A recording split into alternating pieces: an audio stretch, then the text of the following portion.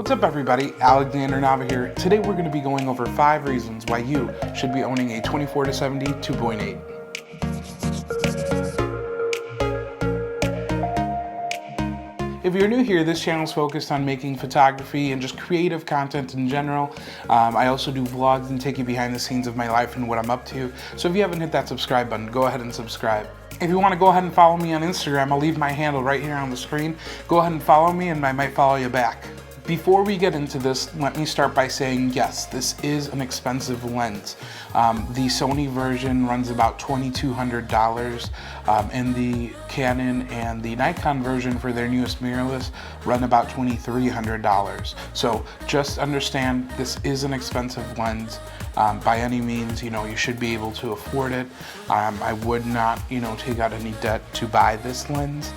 So before you think about purchasing it, definitely make sure that this is within your price range. And we're gonna go over the reasons on why it might be worth for you to save to buy this lens.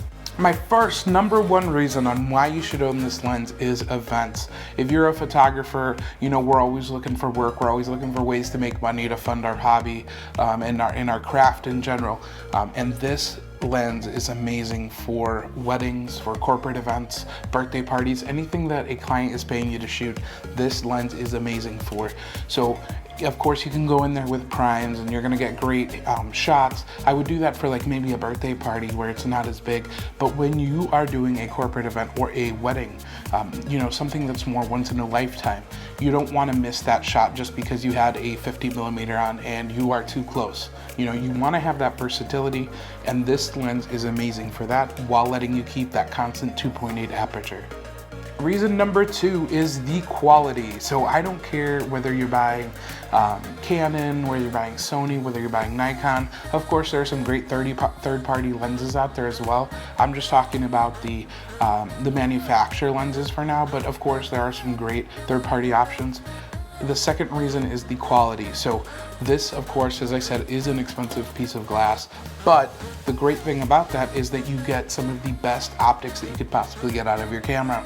When you get things in focus, they are sharp, and I mean tack sharp.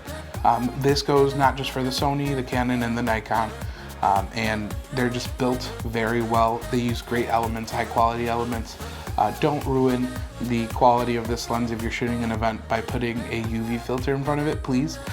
Just use the awesome elements that they put into this. My third biggest reason for owning this lens is travel. Of course, when I'm not using this lens to shoot events or shoot YouTube videos, it's probably sitting in my bag. But on the times that I do get to travel, I love bringing this thing along. So I've done many things where I go to travel and I go on, like, for example, like a bus tour, and you don't know how close or how far away you're going to be from the buildings. I find that the 24-7 range is probably the most versatile range to have when you're going into situations that you don't know. So whether you're doing street photography in a new area, you're taking a tour, that 24-70 range is going to give you wide enough shots to be able to take photos of like buildings when you're not too far, all the way up to 70mm, which will give you kind of like a nice introductory range into portraits, or if something's far away, let's say you're photographing like a bird or something like that. So this lens is amazing for travel as well. The fourth reason why I think it's okay to spend the money on this lens is depreciation. So this is, as I said, a premium lens, and what that means is that it does not lose its value like a piece of gear that would, like a camera body, right? Camera bodies come out every year. They're updating them, they're adding new features, 4K this, they're adding 120 frames per second, whatever it might be. Lenses don't really get updated as often, so they hold their value much better. As long as you take care of your lens, properly take care of it, not dropping it, and you're caring for it as you should, and you keep all the accessories, you should be able to sell the lens, and it shouldn't cost you as much when you sell it. And if you want to buy this lens used, by all means, please do. That way you get the most out of it when it's depreciated, and you can sell it again when you're done with it. I mean, this lens will be great for years to come, and you can typically, find these online selling for anywhere between, $1,500 to $1,700, my specific lens. But again, as long as you take care of it, and maintain all the things and keep all the accessories.